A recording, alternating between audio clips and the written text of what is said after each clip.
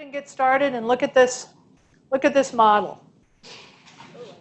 So this one is for the financial services industry. They had them for manufacturing, a lot of different areas. They had one for entrepreneurship.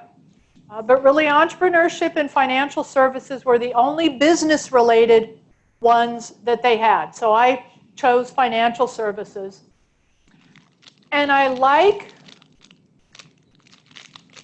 that it's colorful. Okay, I'm a visual learner, so I like colors. I like visual depictions. I like that it is hierarchical. I also like that it's customizable. And if you go to the website, and when you have the slides, you'll have the link to the website. They have a working version that you can work on. I haven't really done anything with that one yet because I was just thinking about how this could serve us in business. So here's the model. Starts most general at the bottom and then works up to the most specific. As you can see in the two yellow rows, they're both industry-wide technical competencies and industry sector-specific technical competencies. So it's really talking about an industry rather than a profession, which business management are more in the professions.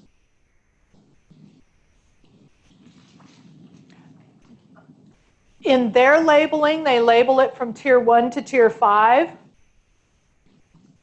And then the top they don't really call anything, but that's the add-on piece that is customizable down to the job, or in the example I give later, you're becoming an accountant, but you want to become a CPA. And there are certain things that all CPAs have to be CPAs. So these are kind of their definitions of what each of those areas are. Tier 1, a lot of the soft skills. Tier 2, the cognitive side, the learning. Tier 3 talks about workplace competencies, a lot of those things that I think make up professionalism and work ethic. And then again, the industry-wide, sector within an industry, and then specific job. So I'm going to go back just a little, and I know these are hard to read. I made them as large as I could, but interpersonal skills, integrity and ethics, professionalism and credibility, initiative and self-management, dependability and reliability. It's the foundation. The next, reading for information, business writing, since it's a business degree, functional math, bookkeeping, accounting, fundamentals of economics, communication, both listening and speaking, and critical and analytical thinking. They put that in the next level. And when we get up to Tier 3 for the workplace, teamwork, adaptability. You talked about change. They've got to be able to change with the workplace. They can't be set. In this particular industry, customer service orientation. If you're working in the financial industry, really in any business field, you've got customers, whether they're internal or external. Strategic planning and organizing, problem solving and decision making. And then they just label it using computers. Whatever that means in the particular field. Since this was finance, then finance products and concepts, business operations, financial reporting, specific technology applications, regulations and codes, and then fraud prevention.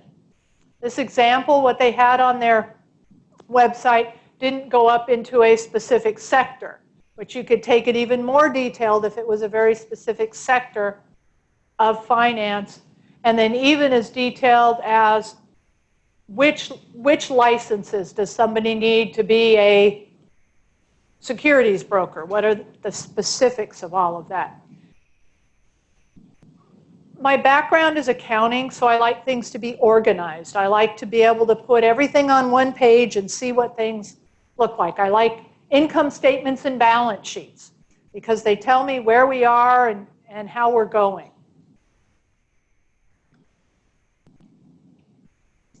Yes? One quick question. So the tiers, what does the meaning of each level is? Like the first tier has the highest priority or the minimum? The bottom level are the most general. And at the top, they're most specific for the career. So the bottom ones, the personal effectiveness would be the same probably for any degree program. These are the basic things that everybody needs to have. The academic, well, there may be some amount of customization. It says business writing, but in most industries, the kind of writing they're going to do is not, they're not writing poems, they're writing, it's business writing, whether it's a job description or a memo to somebody else. So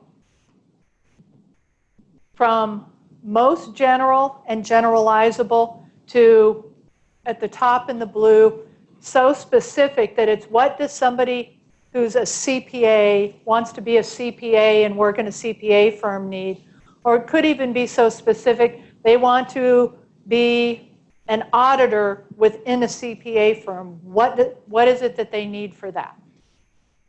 So not level of importance, they're all important, but from most general to most specific. Yes? Phyllis, I just wanted to say I had mentioned that the various degree programs in my division use the competency models, and that's how we align them with all of our courses. That was the shape, the form of the model that we use. So as we queried models within the industry for those various subject areas, there exist models that individuals have already created, associated, aligned with various degree subject areas. Just have to query it, Google it, and you'll probably pull it up. Okay. So again, just description of what each of these are from the website. So some of the things when I looked at this model, as with any model, it doesn't perfectly fit, but it's a way to visualize, to help you get your arms around all this. My first big question was, is business really an industry? So are we an industry, or what are we? What is it? How do we classify business? That's always been difficult to me. Ideas, thoughts? Are we an industry? Do you think we're an industry, or do you think we're something else?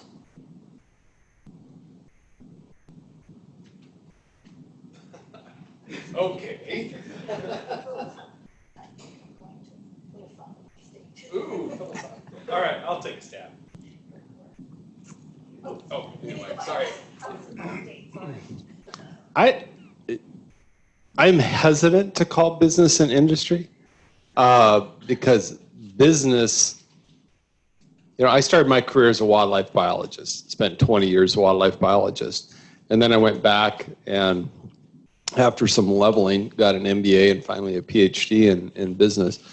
But I don't necessarily think business is an industry. It's more about kind of like leadership's not restricted to supervision. Leadership's more about a state of mind and process. And I think a business more is a state of mind and process, because as a wildlife biologist, I never took a single business course in my undergraduate and first master's degree. But looking back, did I employ business processes with it as a wildlife biologist? Absolutely. Hunters were my customers. So, thinking about what their needs are, matching my product, in this case it was mule deer, with trying to make those relationships, you can spin that back in that way. So if you try to say, well, then you could, if medicine is an industry, that means that the implication is then business is not part of medicine or healthcare.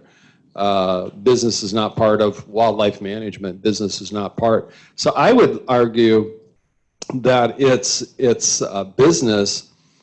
It's like this building, if I can do an analogy. Business is the mortar between all the bricks. The bricks are the different elements of the industry, but the mortar is what keeps it all together, and business is what keeps it all together regardless of industry. So maybe that's the analogy I would just made up here to think about how I view business is the mortar between all the bricks. Okay, that's a good another. I think that's a very good analogy. It keeps it all going and work. Yes, I'm not going any further. I just think it's good. Anybody else? Yeah, of course. The industry, the auto industry. I mean, business is going to be a transaction on that industry, and that same transaction can go into a different industry. And yeah, very good analogy and put it in a good way. And when I think about it, I think, for example, automotive industry. That's something that's an industry, and they need business. Business doesn't necessarily need the automotive industry, but the automotive industry needs business. Every industry uses business in some way, shape, or form, or people who graduate from business-type programs. Even as an individual, if you don't do your own taxes, you pay somebody to do your taxes, and that person graduated from a business program someplace before they became a CPA or a tax preparer. So business doesn't quite fit in that industry mold. So in looking at this model, I thought, okay, it doesn't quite fit, but do we have things we can use where it wants industry descriptions? What have we got that we can use? Within business programs, do all of the levels or the tiers there apply? At IACBE, what we say all the time is we only look at your business courses. But when I started looking at this model and thinking about it, but we want you to measure teamwork, critical thinking, leadership, which if the only place students see them is in the business courses, it's not going to become a habit of mind. They don't have the 30 days to create a new habit, so they can't do it within those business courses. It's not possible to do all of that just within the business courses. So it drives me back to say, okay, all of that supporting curriculum, whatever that general ed piece is, or however you have them get that piece, all of that's a key part of them achieving those competencies or student learning outcomes or KLOs that we have at the end of the program. So we don't have to have you assess those other courses, but in developing your curriculum and figuring out where you're going to help students develop those competencies, you have to go back to all of those courses. You cannot ignore what they get from those courses. And if they're non-traditional students, you really can't ignore what they get from the life experience that they bring in. And also, most likely you've got institutional learning outcomes that probably tie into this anyway. I mean, a part of me wants to go, okay, the gray is your gen ed, your academic, tier 2 is your core curriculum, tier 3 is your specialization. A part of me wants to do that, but I think you would want to be careful about doing that, because I think what you're saying is don't discount the gray area and just say, oh, that's the gen ed's problem. Mm-hmm. Because the graduate is what I care about as an employer, not whether they took Teamwork 101 as a gen ed course. I could care less. I'm most interested in what they walked out the door with, not what they took 4 years ago. So even though we may jump to the conclusion, gray is gen ed, that's our core, that's our specialization, and that's our industry specific, and bring in speakers, I think we'd want to be careful about doing that. And so I would agree with you. You can't ignore it. You got to pay attention to it. But it also ties into your institutional learning outcomes, because I've never met an institution yet that didn't have some institutional learning outcomes down there on that gray is what they talk about at the institutional level.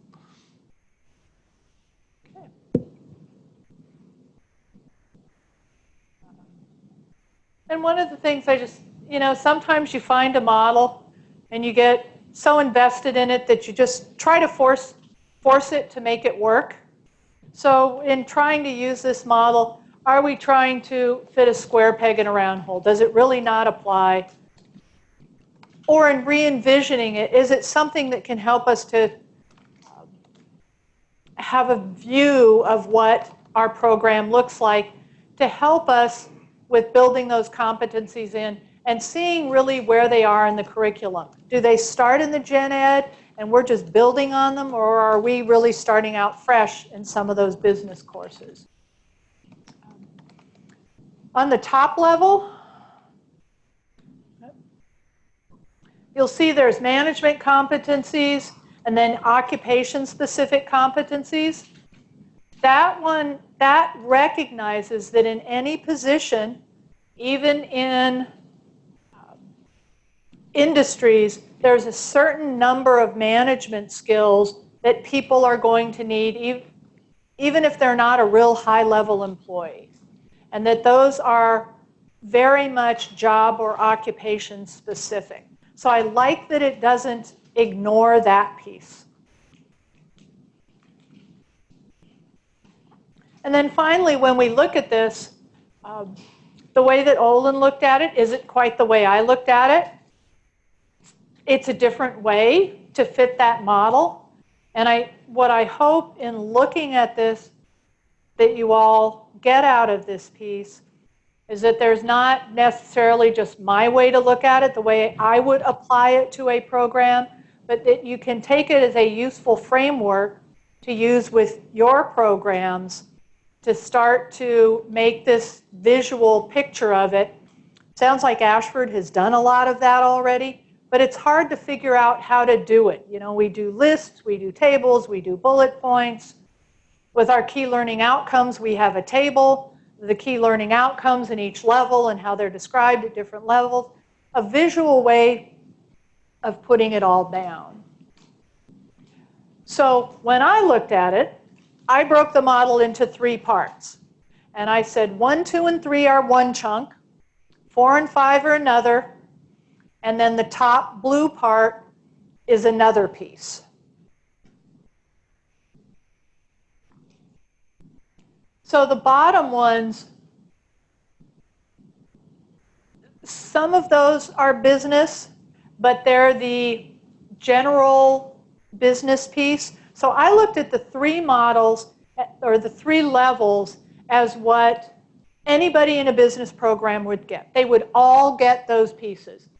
The gray, a lot of gen ed, the business core, the workplace competencies really need to be in the gen ed and in the business core. But to me, this would be aligned with what everybody in a program gets before they choose a major, or if they're general business, before they go into those more advanced upper division business classes.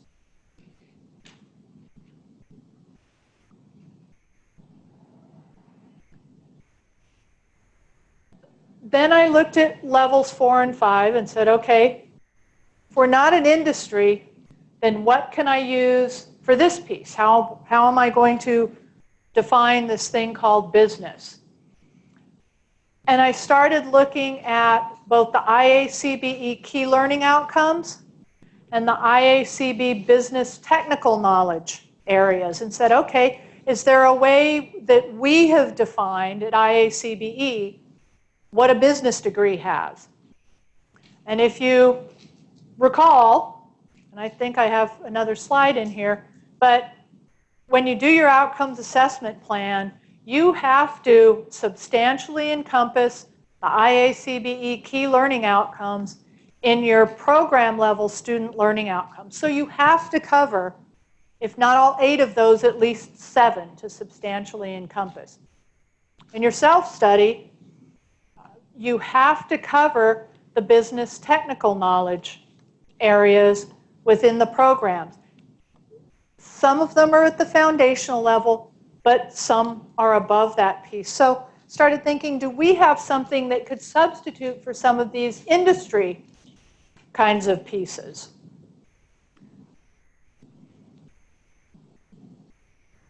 So if we look at Tier 4, and we look at the IACBE business technical knowledge areas, and there they're listed.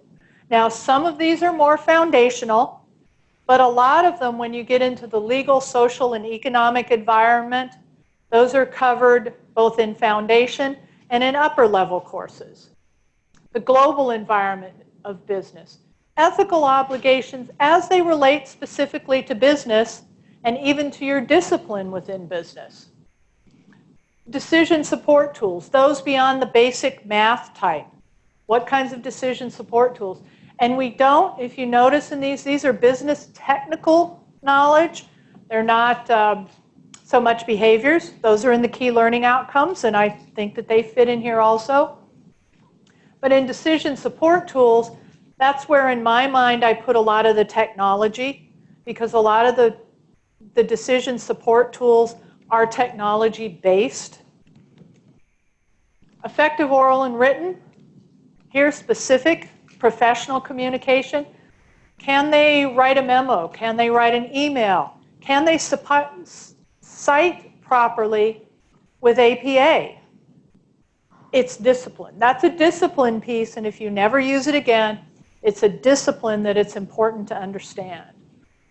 Analytic thinking to solve problems. Then at IACBE, we always include that integrative experience, that learning each of those things in a silo is not how you're going to face it at work. So it's very important in the classroom and in the other learning experiences we provide that you have a chance to integrate all of these pieces to start informing your decision making. So if we look at Tier 4 as the business technical knowledge, that's the industry technical knowledge that's required. That's how I visualized it. And then if we look at the sector-specific competencies and we relate it to the discipline that you're studying in, whether it's general management, general business. My example, as I said, my background is accounting, and if you've been in any workshop with me, you'll know that my examples are always from accounting. So accounting students, you could have in each of those blocks, and these are things that every accounting student should be able to do. We're not looking at a specific track or occupation in accounting, but they should all be able to do all of those things. That's what I would expect as an employer for an accounting student to be able to do. And you could do that for marketing, for finance, for business communication, for a general management degree, for an org behavior degree. You have specific things that students need to be able to have and do to be able to fill the need in that sector of the industry business. So, comments, questions in saying, okay, I'm going to reframe those two levels this way. Does it make sense? Do you think it makes this a model that could be usable to help you visualize what your programs are? Or am I out in left field and there's got to be a better way? And I'm fine if I'm out in left field because it's my visualization of the model and you're all, entitled to your way of looking at those things. This is a very good example, Phyllis. And I'm not an expert for accounting. Can we just use the same concept and model for project management or marketing or and just like actually it's very useful. It's very useful. Yeah, I mean, if it was marketing, we've got marketing people here. Give me 4 things. You're the marketing chair, program director. What are, 3 or 4 things that you would expect every marketing graduate to have, regardless of, whether they're going in market research or kind of where they end up going specifically. But just if they have your marketing concentration major, whatever you call it, what would you expect to see? First of all, be able to do a market research or read and understand a market research report. be able to either be a part of a team that design marketing strategy or themselves create a marketing strategy, including the 4 Ps. Be able to, or at least understand the digital marketing and social marketing and mobile marketing. And also marketing analytics, so all the numbers and statistics related to marketing that right now is getting very, very important for any business. Okay, so you'd have between 4 and 6 things that you expect all of them to do. What I heard from yours also is you might have one set for bachelor's degree, might be a different set. We always talk about in writing ISLOs, the verbs that you use have to describe higher levels for bachelor's degrees. So with yours, they do it at this level for a bachelor's. This is a different level at a master's. They may be the same items, but just how they're going to demonstrate those, what you're going to expect them to be able to do, and what industry, who hires business people, expects them to be able to do will be different depending on what degree they come out with. So any field, yes. Yeah, I like the image because it forces us to think through our programs. Whatever kind of visual that we can use to help get us thinking through, you know, the foundation of it. I've always kind of used the idea that we have threads that go through our program, the thread of critical thinking, the thread of communication, the thread of, and because my particular program, organizational management, is so broad-based, it's a freeway. Okay, it's just, and it has such wide application to so many different industries. Our students go just a multitude of directions, and it was written deliberately that way. But there's still threads that apply, you know, certain management principles, all those other things. So what we think of when we get done is that we have a complete solid rope of content that is comprised of a variety of threads that come from the gen ed, come from our management courses, come from a variety of those other things, so that when the students walk out, they have something that fits. So it's just another image that forces us to think through what are we actually doing and where are they getting that content. If they're going to learn how to do in fact, we just went through this with an accounting course. Our program never had an accounting course in it because students who went into work management wanted to stay as far away from anything quantitative as they could. All right, you know, they were into the group hug, kumbaya kind of thing. And yet we realized after program review that our students had no sense at all about financial statements. So we took an old course, pulled it out of the archives, I rewrote it, and it's accounting for managers. And it's, I say it's not, we're not trying to make you an accountant. We just want you to be able to talk to one. Okay, and so that's another thread, but that they needed that course now provides. So I like your image, and I think it really helps us kind of get back to the fundamentals of what are we actually doing to our students while they're going through our program. So, well, and I think if you look at this bottom level, okay, if this bottom level is a lot of the gen ed piece right here, but then think about what I had for accountants. Prepare financial statements. That requires initiative. It requires credibility, professionalism and credibility. If you go up a row, there's a certain business writing component, financial statements while they're numbers, usually a cover page, there's some kind of transmittal. It needs the accounting functions, needs communication, certainly needs critical and analytical thinking. So it needs all these things that they're beginning to get in these lower level courses that may or may not even be business courses. But it's just, I don't know, my focus at IACBE and when I've run business programs has always been the gen ed's not my problem. That's somebody else. I don't need to worry about it because I'm teaching business and my accreditor only wants to look at my business courses.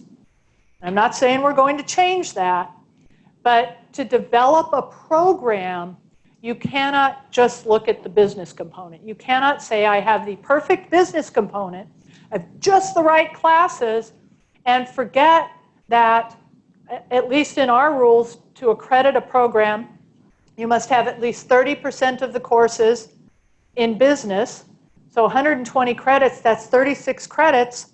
There's a whole lot of other credits that may be in business or who knows what else that need to support your business program. Ole. Well, I flip your slide, I think to the left.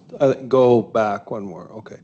So, Is that one? Or? yeah, that one, and then between those two. Yep. So the thing that pops into my head is we're differentiating between what we teach, or not what we teach. I'm sorry, let me rephrase that. What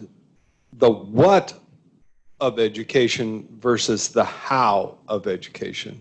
The things that we have, now if you go to the next, I'm sorry, so if you go this right up here, a lot of what you're describing up here, I would say is the how you accomplish financial statements. Mm-hmm. The financial statement is the what, but the how is you have to, everything you just described, you got to work as a team, you got to write a cover letter, you got to do all those things. That's the how dimension. The financial statement is the what dimension. And to produce a financial statement requires both sets of knowledge and skills. So I don't know where I was going with that, Phyllis, but anyway, but I think it's just a way for me to process it is, and what I think you're saying is sometimes we tend to focus strictly on our business programs, our business courses, which are the what, is don't ignore the how, which is an employer. I'm actually more concerned with how, not what. Because I can always teach how. I can always teach what, if I have to. At the end of the day, I can teach, coach, mentor that in my workplace, if I have to. I just assume you guys do it first, but if I have to, I can do that. But how they do it, that's the part. Because I've had to make terminations, and I'm sure you guys have too. I have never terminated somebody because they didn't understand something. In my history, I've never had to do that. I've made terminations because of the how, but never it's the what. So the how we get there is, I think, as important, if not more important, than the what itself. This said from the guy who sells you guys assessments on knowledge. But I do really think that, though. Yeah. Yeah, I mean, employees are rarely let go because of their lack of business knowledge. They're let go because of their behavior, their attitudes, those soft skill pieces, not that they don't know. Okay, let's go here and then we'll get you, Susan. So Phyllis, maybe supporting, what you're saying, definitely not overlooking any of the courses the students take throughout their total walk through the degree program, to Olin's point as well. It was very easy for us when we used the industry models and aligned those with our courses, because when you go to, I told you guys, we also pulled job requisitions from the industry.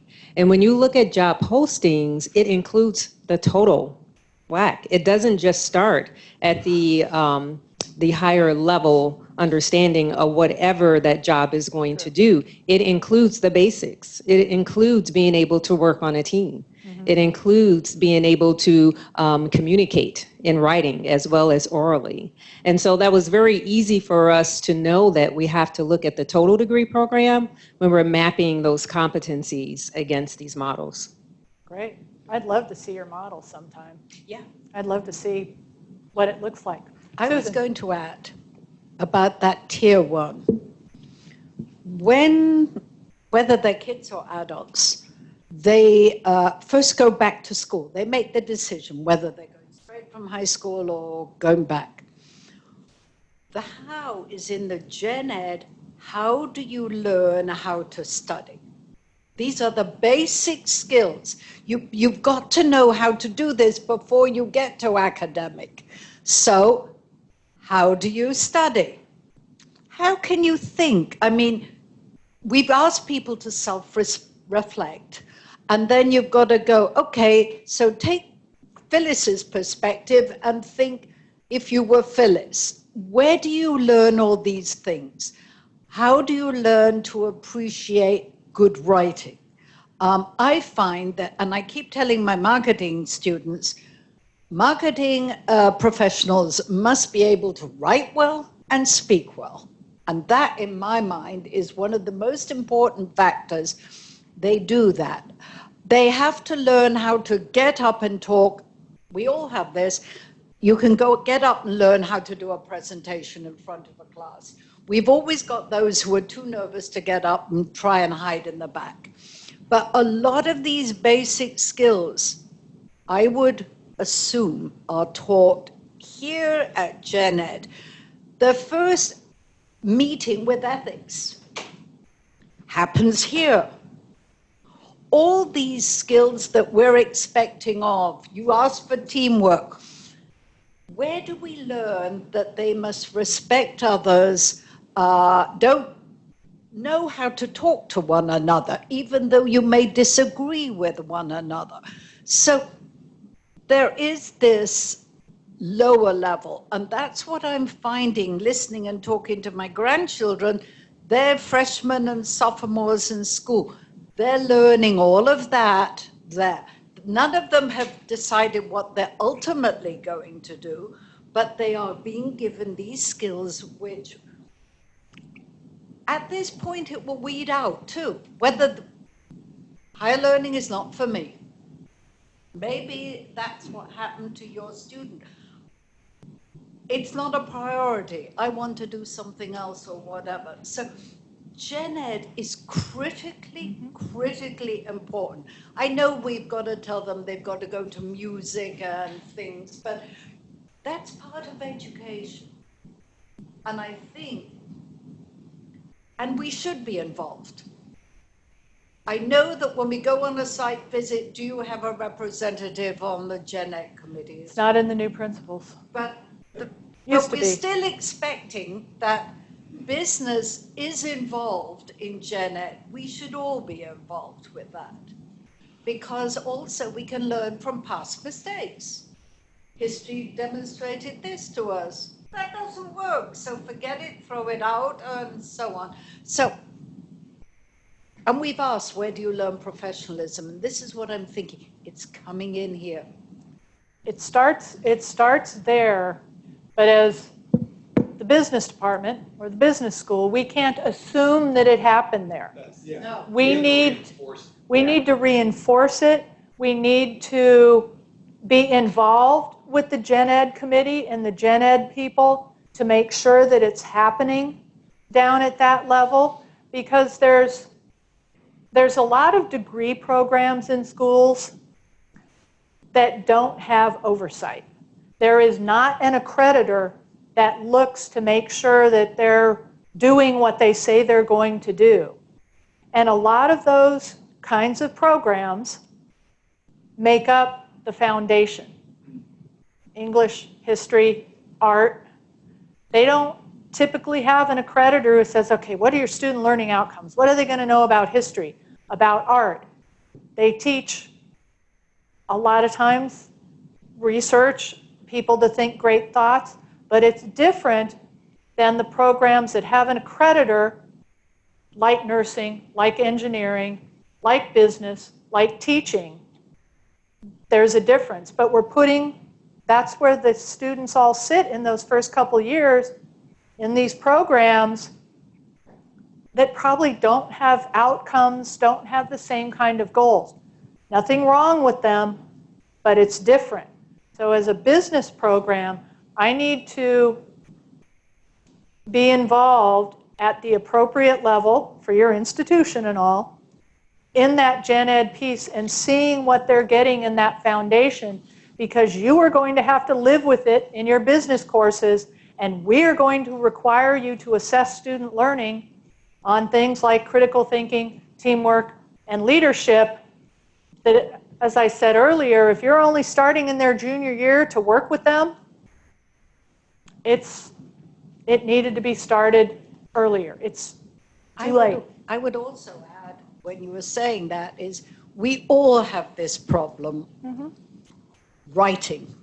People do not know how to write. Is it my job at a capstone course to teach someone how to write? Don't we always have that problem? I would beg to hope that someone taught them. I mean, I've even had instances that, yes, I know for a fact they teach this in 10th grade in high school. Well, what happened between 10th grade and you sitting in my class? What happened? Yeah. And so, but is it my job to do it? In my mind, yes and no. I'll give you a chance, but if you keep on repeating and doing these same old problems, no. I'm not the type of whipping you into shape and so on. But employers expect them to be good at both verbal and written communication. And it doesn't mean they have to write a dissertation, but you've got to be able to write a memo, a report, a summary with complete sentences, capitalization, a paragraph that's not a page long, all lowercase, no punctuation. I've gotten those. That's the way discussion postings come a lot of times. But, I mean, my husband has doctoral students that are terrible writers. And for him to say somebody's a bad writer, because he was never a good writer, he learned. It was hard. He learned. He really worked at it. But these doctoral students that introduction, body, conclusion, they don't get that kind of flow. It's crazy. Yes? I had kind of an advantage because once upon a time with the University of Phoenix, I was responsible for their general education process. And so I've been on that side where you're trying to, as they used to tease me about the fact I was the overseer of the dogs and cats. Because in general education, you have so many separate disciplines. In business, we have a lot of continuity from one section to another. We see marketing management, we see financial management, and all those other things that kind of integrate and it flows. It's just a natural flow. In general education, it's segmented. You got humanities, you got history, you got psychology, you got writing, you got. You don't ever integrate them like we do in business. And you're supposed to. And in fact, regional accreditation groups expect you to be able to do that. So if there's some place where some of that's going to be demonstrated, it's going to be at a self-study at WASC or HLC or whatever. But one of the things that I've noticed in managing our business faculty and having been in different situations where you get a chance to see the bigger picture, a lot of the problem that I see is that we have too many faculty members who won't hold them accountable for that same continuity of writing. I expect you to write. I'm assuming you know how to write. If you're coming in my class, you don't know how to write, this is going to be a long course, or a short course. But it's going to be a problem because I'm assuming those things. But the other thing, and you hit it with the doctoral students, some of our faculty don't know how to write. I mean, you read some of the stuff they write, and you're going, no, man, you didn't do that. And, we all make mistakes, and so we don't want to be too harsh. But at the same time, they don't understand. And if they can't evaluate good writing, they're not going to do anything for our students. And all of a sudden, they come up against like an Olin in a classroom, and he's going to say, no. And the student is going to say, I've never had anyone say that about my writing. Yeah. And part of that's probably true, but we don't believe it. But we know that we have faculty to do that. So, going back to what we need to do, I think as leaders and with our faculties, we need to hold our faculty accountable for being able to do some of those things too. And as a result of that, you need to hold the students accountable. And when they don't do that, all of a sudden you get to a capstone and they discover that, oh, maybe I'm not all that, and they have to start all over again. So. Yeah, I got to tell you though, putting on my employer hat, this is not a topic that is restricted to higher education.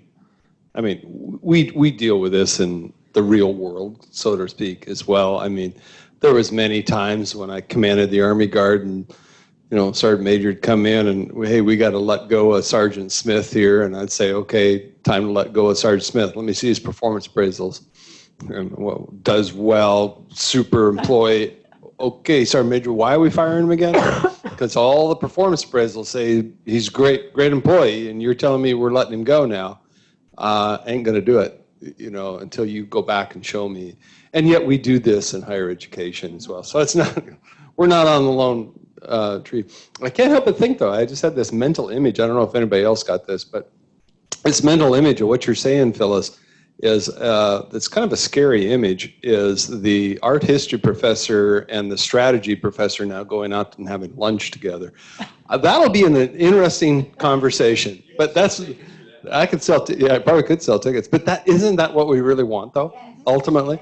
Just like in one of the beauties of accreditation that I've seen over the years is it forces the strategy professor to talk to the statistics professor, to talk to the marketing professors, and that's been a wonderful thing to help integrate and improve quality in business education. And really what we're after is the next level of this, is to truly get the art history major and the stats professor talking to each other so they can reinforce each other and look at this education as a total systems as opposed to a stovepipe system. That's really what we're after. And when you think about business, there's nothing more frustrating than being held accountable for a result, but not having control of all the pieces in that. And what we're doing, because we accredit business programs, we are holding you accountable for certain results that have to do with business. Yet you do not have control over every step in that process. You have intermittent control in the lower level classes, and then usually toward the end you're getting more control because they're taking more business classes by the time they get to the end of the program. So we've put you, every accreditor has, that's a specialty accreditor, has put you in a difficult place because you're being held accountable for results that you don't control how the students get there. So frustrating? Yes. I mean, how do we do it? But if they're not getting that foundation, how are they ever going to excel at the top? Yeah, Dr. O. I was going to say that in one of my experiences when I was at the University of Maryland, Eastern Shore, as a departmental chair, when you're dealing with gen ed, business programs sometimes can have leverage because we have choices within the gen ed program. And what we used to do is just go to, like the math department and say, well, we want to pick this number of classes. We're going to give you a lot of students, but this is what we're looking for. Economics is also part of gen ed.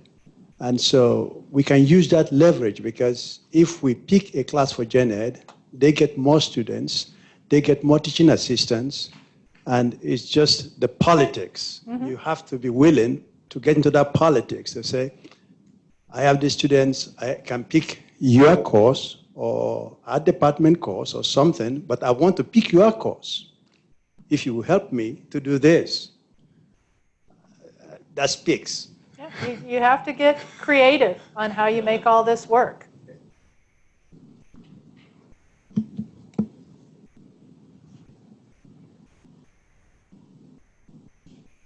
So we talked about the top level, management competencies. This was in a generic model, and it was just a list of a lot of different kinds of management competencies. And it would definitely depend on the specific position. But back to the accounting example, we had the general things that every accountant should be able to do. But within accounting, there are definitely job or occupation-specific requirements for an accountant. For example, I'm a certified management accountant. I don't need to be able to do audits and prepare tax returns and all. That's not what I do. If you want to be a CPA, though, just a couple of things I thought of. You have to be able to conduct an audit. If you want to be a CPA, you have to pass the CPA exam, one of the occupational requirements. Definitely, you have to be able to apply professional ethics standards. So that would go, in my view of it, in the top box of what's specific. I'm sure in marketing, if you're a market researcher, are different requirements than if you're working on marketing analytics. So what are those specific things that are going to need to be done tied to the industry?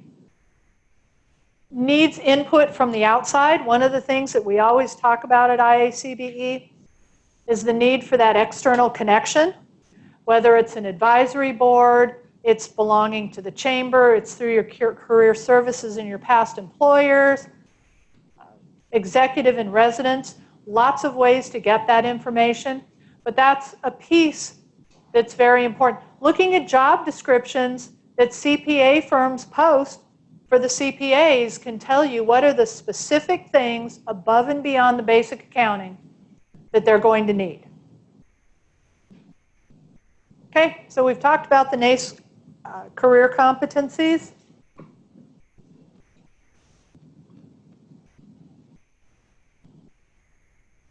Career readiness, we're talking about how do we help students to become career ready through all of this. So with NACE, it says the attainment and demonstration of requisite competencies, which we defined earlier, that broadly prepare college graduates for a successful transition into the workplace. Are they ready to take that next step?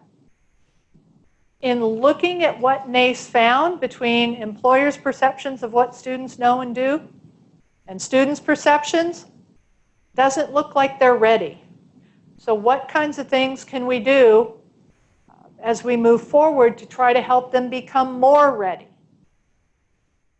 So I'll just give you a second to read these. You were asking earlier. These are the NACE definitions right off of their website. I just cut and pasted them of how they define all of these different items. So take a minute and read, and I'll switch to the next. I have all 8 of them here for you. And if you have comments, yeah. So, when the employers are filling out the survey, and indeed when the students are filling out the survey, do they see the definitions? Or are they just seeing critical thinking, problem solving 1 through 5? Do you know? No, I do not. I would have to ask them. Because that would, in my mind, that would make a huge difference. Because, you know, if you just look at what's in bold, all of us could, if I was assessing, you know, past graduates or something, my experience, and you said oral and written communications, I'll have my opinion. But if I read the definition, that puts it, we're leaning towards rubrics, but that would be one of my questions on the survey, and even self-assessing, is do you even know what you're talking about? I'd have to look for sure. I've talked with NACE a lot. I think it is a larger survey than just self-rate on these 8 things. And then these make up, you know, leadership. These make up teamwork.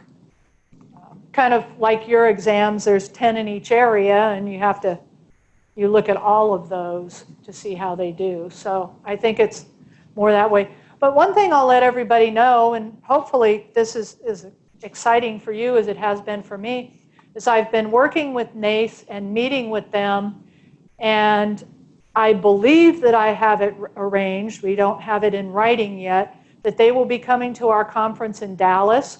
They will be our keynote speaker on the 2nd day. They will be exhibiting. We're working with ways that we can kind of partner, and NACE they're looking at some of their surveys. They're general, they're not by discipline. So they're looking at whether they can pull out information on people who take jobs in business and look more specifically and not just their overarching piece.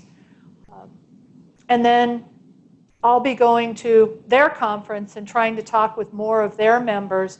They're also going to be writing some articles that we can post on our blog. So we're trying to get more connected with them, because if our goal really is towards these competencies, then we need to understand what they are and be able to help our members understand what they are, and then be able to work with someone like Peregrine on how can you help facilitate measuring these competencies that are not knowledge-based. You've got a great way to measure their general business knowledge, but with this new product, how can we work with you and NACE and partners so that our schools have a holistic approach to looking at all of this? So I think this partnership with NACE is very exciting.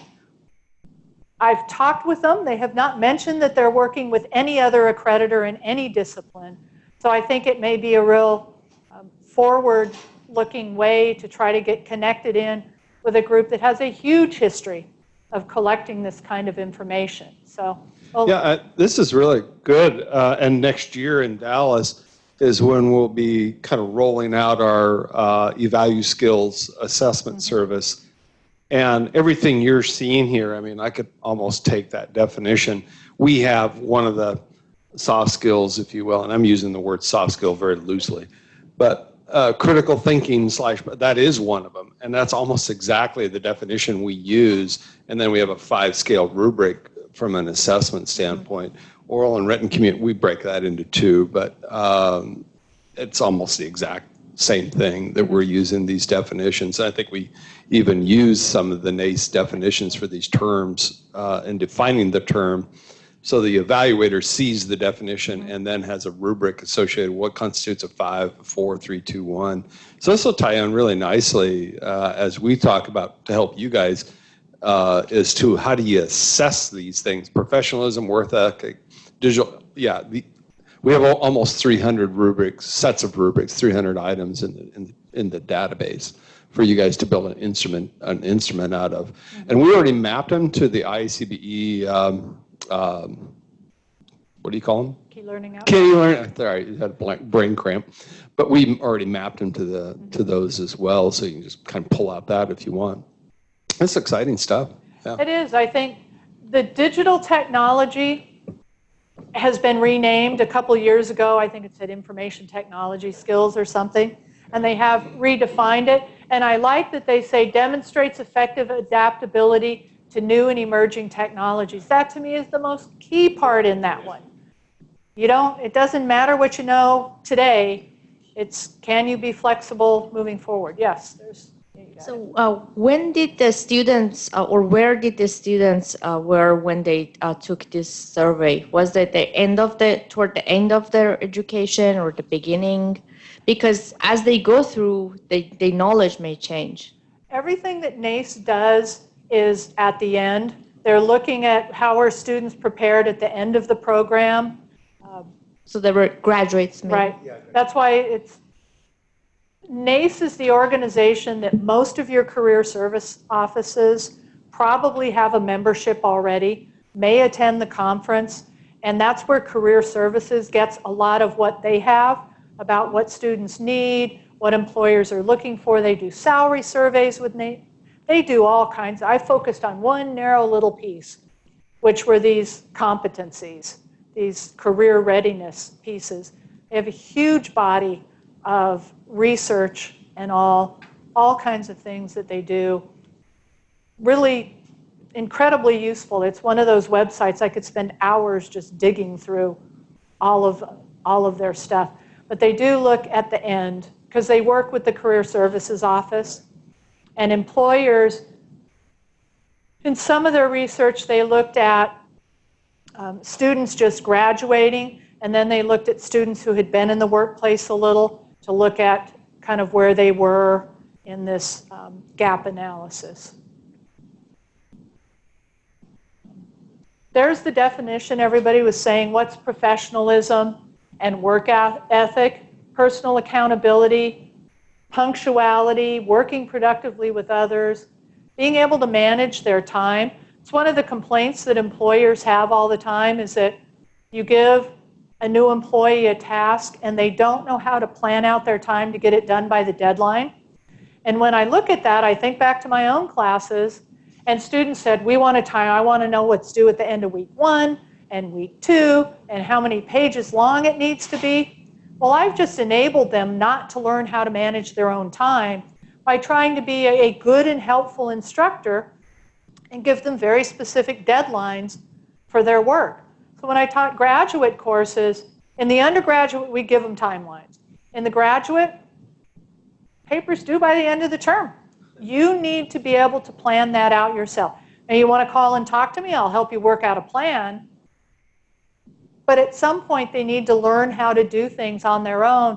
And again, that line between us being helpful faculty and enabling bad behavior is a very, very fine line with a lot of pressure, usually from the institution, to just keep them moving forward. Help them pass the class, keep them moving forward. But then they get out and they can't, that time workload management. And I'm sorry your kid had a concert last night and you couldn't finish your paper. How long have you known about the concert? Oh, 6 weeks. And you should have done the paper instead of watching football last weekend. Understand the impact of nonverbal communication on professional image. Boy, that's a soft skill, but important, huge. Integrity, ethical behaviors, acts responsibly with the interests of the larger community. The last one, able to learn from his or her mistakes. So that's the NACE definition of professionalism. I could take each comma and just make it a separate line item, and then you do a checklist. Were they functional? Were they time management? And if they do 80% of those, then they've demonstrated professionalism. If they don't, where do you need to work? Teamwork. Part of here's the diversity too. They have to be able to work with a diverse group of people. So part of it's in that cultural fluency piece, but it's also in the teamwork. I like the negotiate and manage conflict. Dropping the class because you don't get along with your team is not a good example. Are you going to quit your job because you don't like the people you work with? Or are you going to find a way to work with them and at least have a new job before you quit? So that impulsive piece, they need to learn to work with. Career management was another one that everybody was saying, well, what does that really mean? Knowing who you are and what you truly can do and how it relates to the job that you want to get. Navigate and explore job options. Knows how to pursue opportunities. Understands how to self-advocate for opportunities in the workplace. The one who volunteers to be the leader and then has something to show when they ask for the promotion.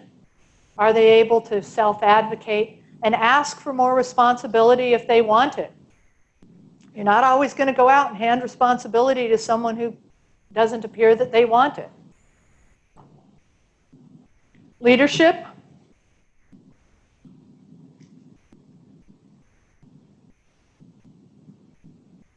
I like assess and manage his or her emotions and those of others.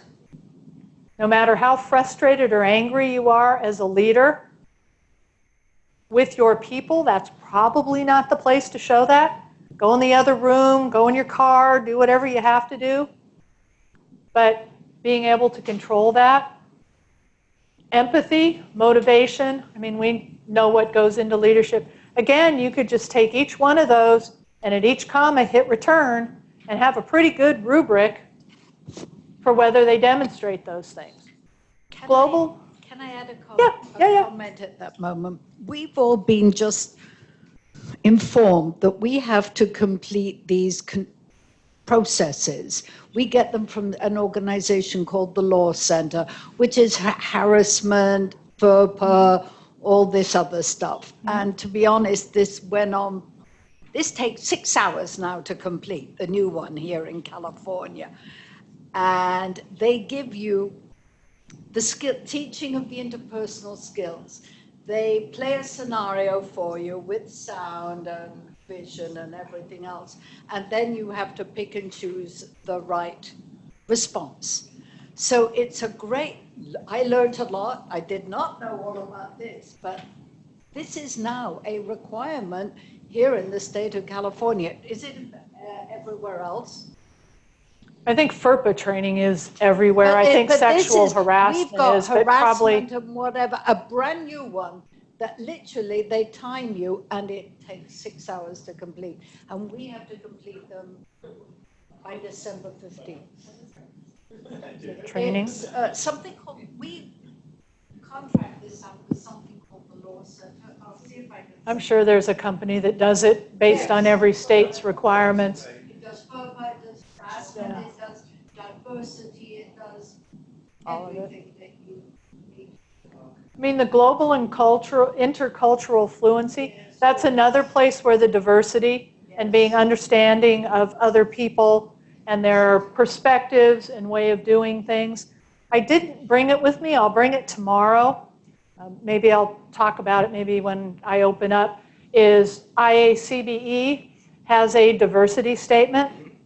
And I will tell you that it was a real challenge to write it because we have such diverse institutions. And to tell one of our Southern Baptist faith-based institutions that they have to be open based on sexual orientation would not work with them. They're allowed, they're not breaking any laws because they are a faith-based institution, and the way they're organized, people have to provide statements of faith to even get admitted to the programs.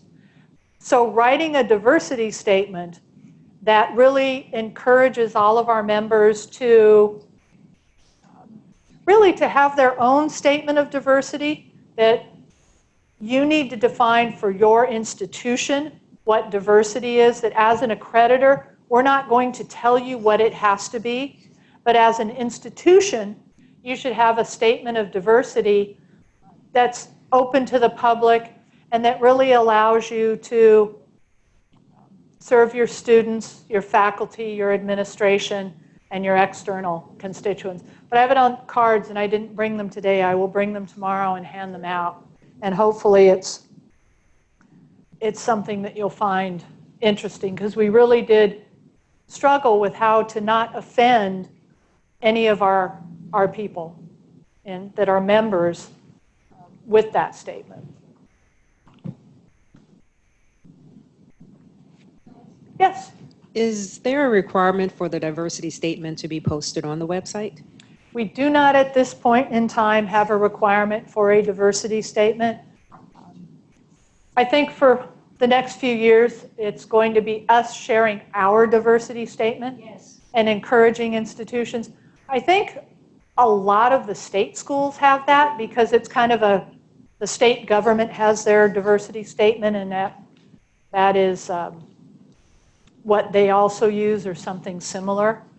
But I talked to the commissioners. I wanted them to include something in the self-study about asking schools about their diversity statement, but the commissioners were not ready to put that into the self-study manual. And again, it would never be telling you what diversity is, but for yourselves, how do you define diversity at your institution? How are you inclusive in a way that fits with the mission and vision of your institution?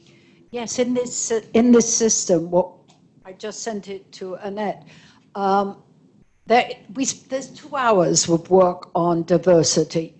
What happens at the end is there's a link to our diversity statement, and we have to individually sign it that we have read it, and then move on through the whole program. California, I should say, looking at this, is extremely tough on all this diversity. Culture is another one, and then the physically disabled and FERPA and HIPAA and all of those. And whatever discipline it is you're in, you have to complete.